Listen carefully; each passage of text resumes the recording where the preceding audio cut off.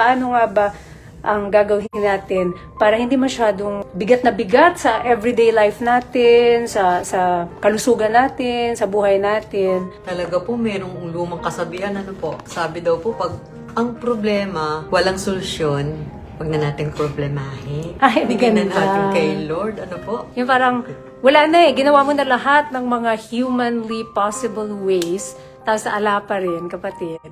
Yun na yun. Kailangan doon na po natin ibibigay sa taas kasi hindi na natin kaya Oo, kapag talaga ikaw nabibigatan na, walang pinakamaganda talagang gawin. Hanapin mo talaga ang Panginoon. Idulog mo, sabihin mo kung anong nararamdaman mo sa puso at isipan mo. Hirap na hirap ka, sasabihin mo, Panginoon, alam ko na ikaw ang tunay na nakakapagbigay ng kagaanan sa aking mga pinagdadaanan, kaya tulungan niyo po ako. Sa simpleng panalangin, ang Diyos po nasa Kanya, ang presensya, maririnig po yun. Alam niyo po, it boils down na yung merong magsasalita sa ating puso. Halimbawa, nag-iisa ka lang talagang dulo na ng iyong pakiramdam at hirap ka. You need to, hinga na lang malalim, labas mo. And meron pong nakikinig. At lalo din po na sabi sa salita ng Panginoon. So, anuman kakayanan mo, anumang binigay sa iyo ng Lord, gagawin mo po ng ayon po sa Kanya. Kaya nga po, dapat na,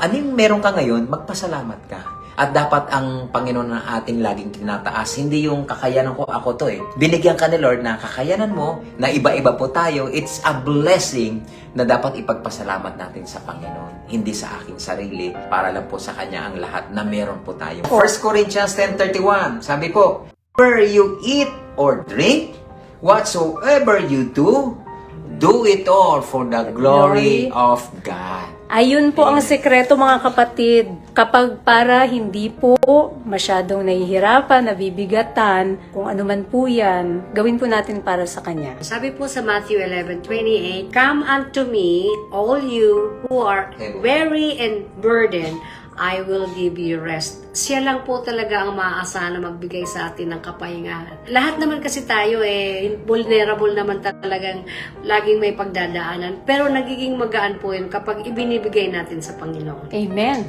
I'm praying for you po. Lahat ng kailangan Amen. makarinig Amen. ng message na ito. Amen. I pray for you po. Kasi nga, alam ko, nakaka-relate ako sa feeling ng wala ka talagang mapuntahan. Pinagdadasal kita, kapatid, okay?